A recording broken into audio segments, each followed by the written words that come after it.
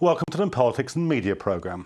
Former Home Secretary Jack Straw has again entered the debate about the abuse of teenage girls in the so-called Rochdale grooming scandal.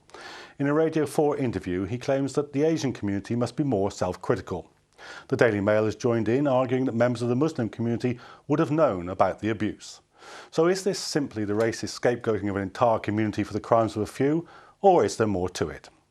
To discuss the debate with me in the studio are Assistant Comment Editor at The Guardian, Joseph Harker, and Eleanor Martelloso, an expert in child sex abuse from Middlesex University. On the phone, we have Alias Carmini, a Respect Counsellor in Bradford. Welcome to the programme, everybody. So, Joseph, let me just ask you first, do you think that the points that Jack Straw raised, that the Daily Mail picked up on, are they justified, or is there something wrong with looking at this problem from this point of view? I think they're absolutely not justified, and I think that we get clouded in this because the crimes that these groomers committed were so vile that and the offenders do severely need to be punished. But I think it's very easy for people to fall into a stereotype. They see some Asians or Pakistanis or Muslims, whatever you want to call it, involved in one particular crime. There was a Times investigation which centred on a maximum of 50 Pakistani people who were involved. And suddenly people are very quick to say, oh, well, there must be something wrong with the Pakistani community, and which is, over 1 million strong in this country. And they fall into that kind of stereotype trap very, very easily. And I think we need to keep it in perspective. This is a tiny number of people actually involved. The crimes are vile, but we don't need to scapegoat a whole community because of what a few people have been doing.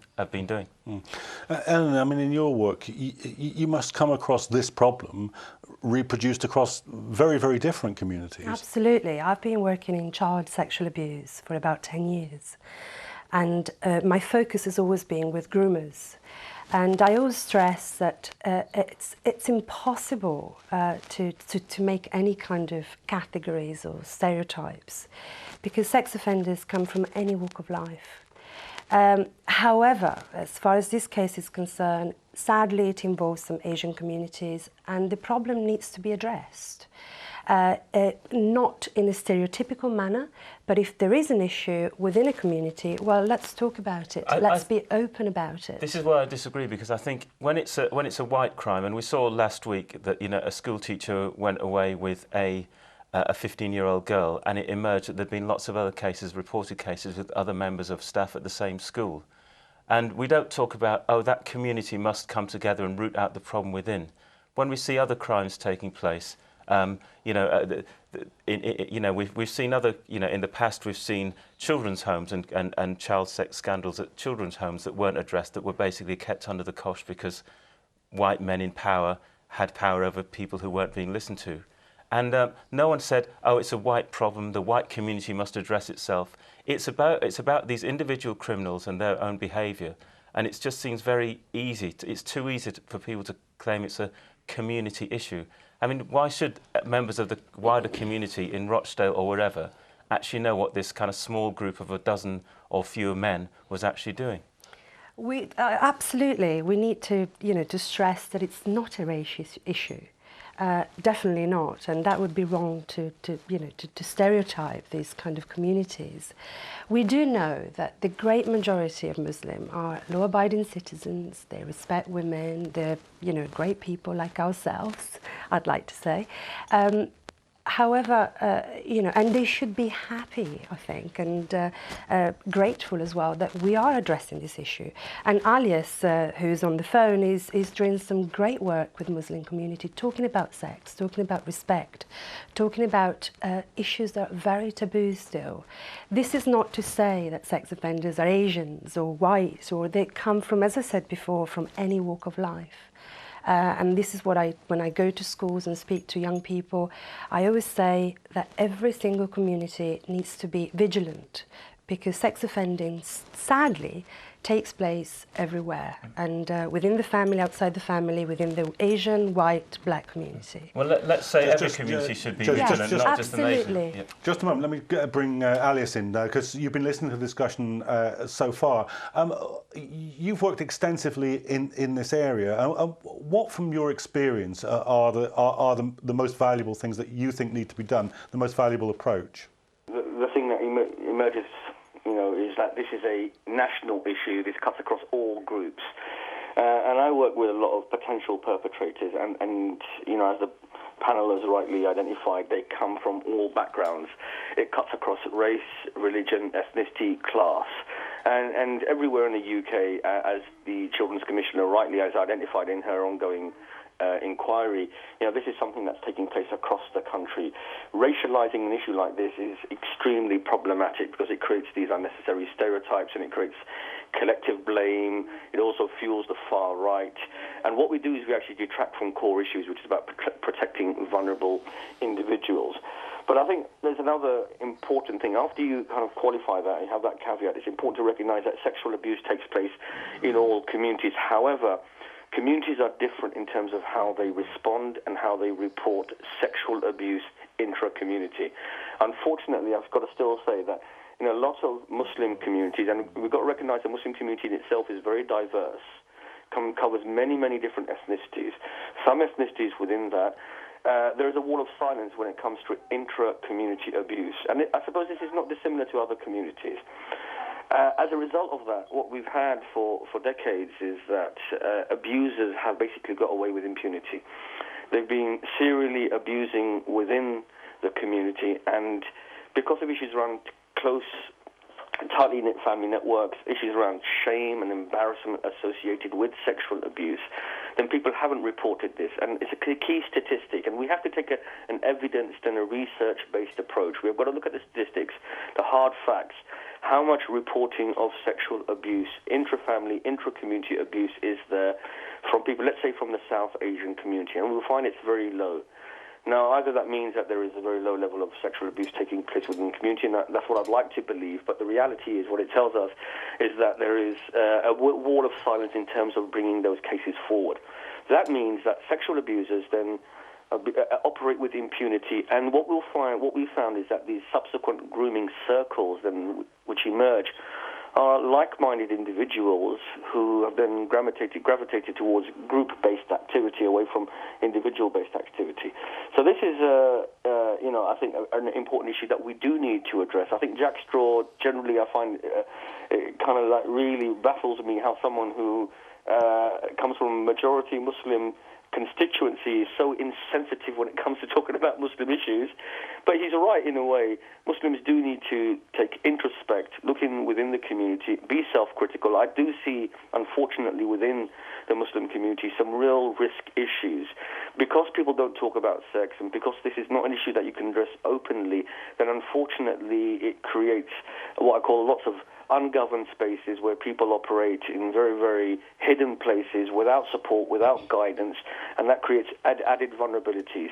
So, for example, you know, because of issues around no sex before marriage in the Muslim community, many young Muslims who want to be married and who want to be in a relationship with, you know, someone they care about, unfortunately unable to do that. Okay, Alice, let me just bring some of the others back into the conversation a bit here. Joseph, I mean, isn't part of the problem with this is that however true a number of the points that Alice makes are, they might equally, I mean, we could make a very good case about the Catholic priesthood and underreporting, and surely members of the Catholic, you know, community more widely know this, and why don't they report it, and on and on and on. In fact, couldn't it be made about any group of criminals based in any community? Couldn't it be made about the great train robbers on the East End of London? Absolutely. My worry with what Alias is saying is that he talks as if there's something specific to the Asian Muslim community about this wall of silence, when, you know, this week there's a TV documentary about Jimmy Savile and allegations against him. And now suddenly it's emerging that there are lots of people who are aware of what he was doing who didn't say anything. We had the same a few years ago with Gary Glitter. People afterwards said, oh, I knew he was abusing children, but no one said anything. And this privacy, you know, basically paedophiles, they pick on vulnerable people, they keep it quiet, they're not going to be bragging about it to their friends or colleagues. People may have slight suspicions or not, but it's not the kind of thing that people necessarily want to raise, because they know how severe, how much damage it will do to the person they're accusing if they're wrong. And so people tend to stay quiet, and it's people of all walks of life. It's not a specific Asian thing or Muslim thing. It's not about religion. And when people try and say it's just a purely, as if saying that Asians or Muslims are somehow different to ordinary people and don't have the same values as the rest of us, then I have a real problem with that, and that's stigmatising. And it's very easy to do, because I see that from the start, when the Times kind of launched this so-called exclusive report a year and a half ago, and the media naturally fell onto this because they love stereotyping Muslims. The kind of negative stories about Muslims are actually profound at the moment. They're everywhere. And it almost feels as if the kind of Asian Muslim community feels a bit battered and feels a bit like, oh, well, we must do something about it.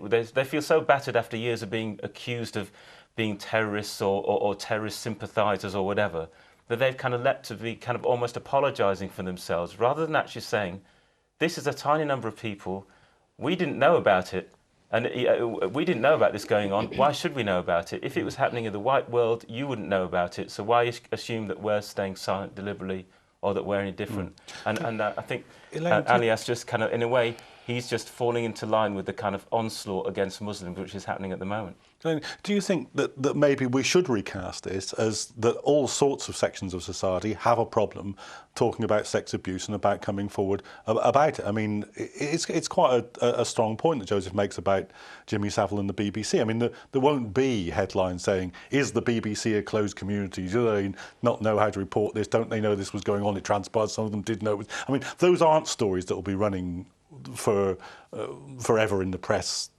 over that issue. Yes. There's a couple of points here that need to be made.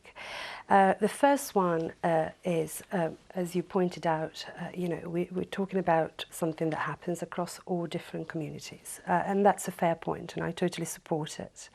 However, every community is different. And like Alias has a specific role within his community, we have a different role within our community, and we need to address what each community needs in terms of cultural issues, understanding, and in terms also of what victims report. I mean, we know, as Alias said, victims are shameful, they're scared, they're fearful, they do not report. What we know is a tiny tip of the iceberg, very sadly. And again, this cuts across every single community. So we need to work closely with the community. We need to work closely with victims. We need to help them to understand what is abuse. Often they don't know it. Often they don't realize that they've been abused. Like the grooming process, we've learned through research and having worked with sex offenders, may take place in, within a week, a month, or years of becoming in a position of trust whereby the child doesn't know he's been exploited. And I think this is something that we really need to address. We need to start putting the child at the centre.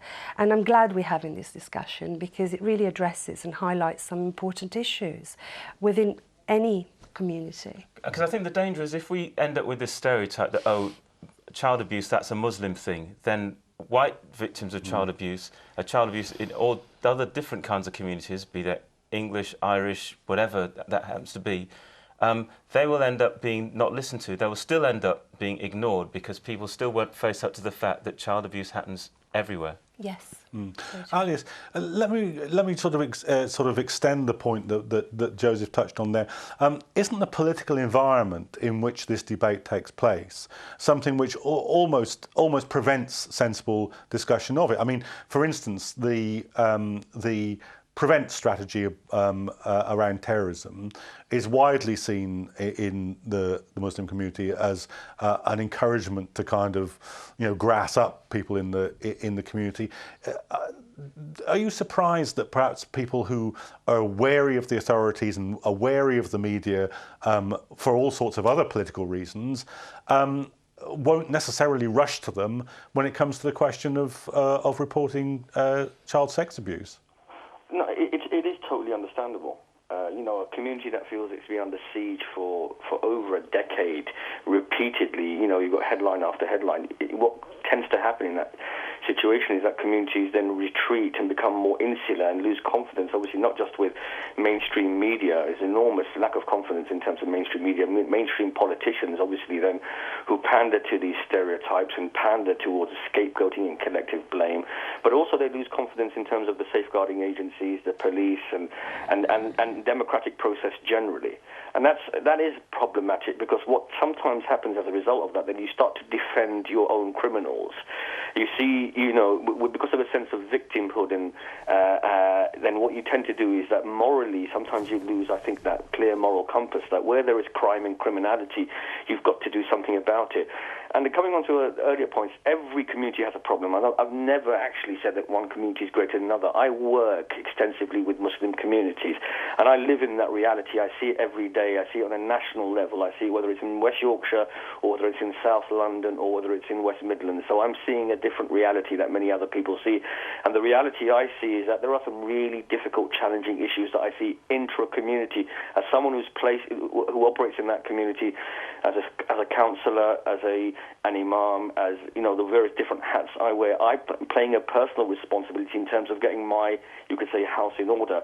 And I expect other people to do the same thing. I expect the Football Association, for example, to really deal with major issues around sexual violence and the way that footballers seem to be disproportionately involved in issues around rape. But you won't find that a powerful institution like the Football Association and footballers who are role models for countless young men, I haven't heard them come out with a statement condemning sexual violence. I know the Rugby League has, but the Football Association hasn't. So we really need to put pressure on politicians. What they really need to be doing is saying that this is a societal issue, this is a national scandal, that we have vulnerable girls who are being abused by predatory males in gangs and as individuals.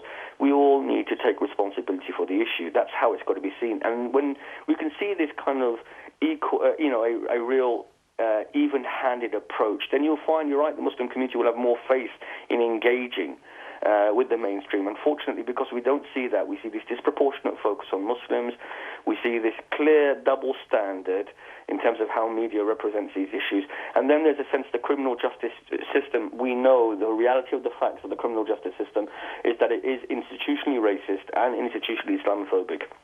So as a result of that, it doesn't engender confidence. Joseph, you're pretty close to the sort of world of the media. We're a long way from having this debate in the mainstream media, aren't we?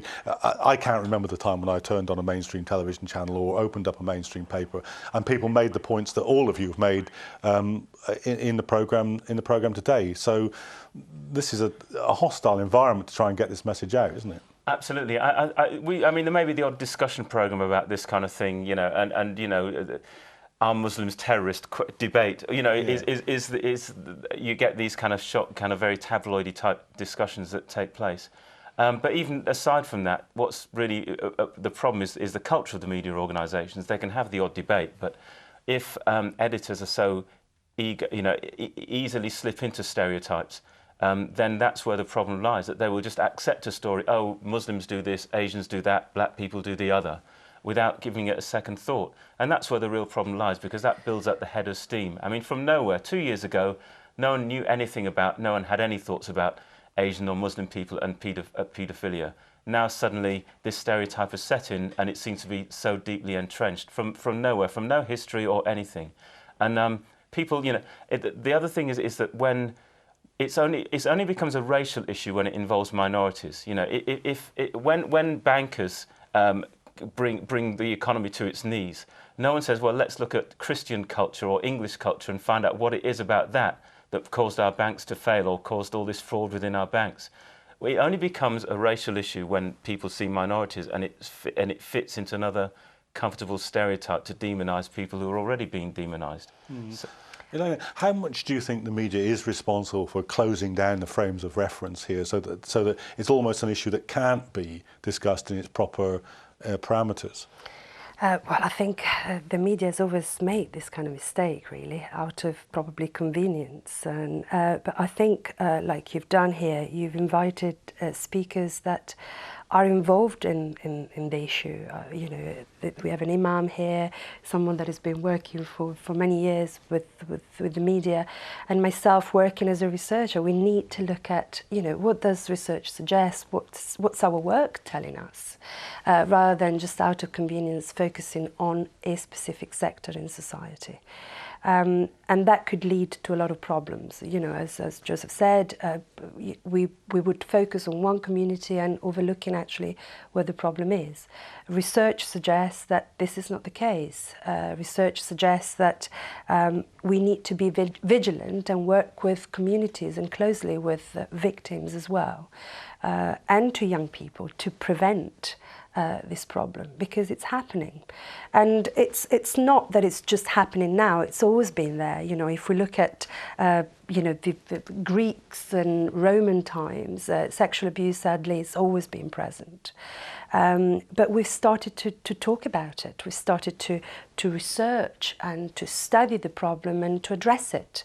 And I think, you know, having debates like this, it's very healthy for any community. And we should really continue with this work. And what I find is a common theme is that in all of these cases, it's very vulnerable children who are victims. And it's children without parents or from broken families or whatever.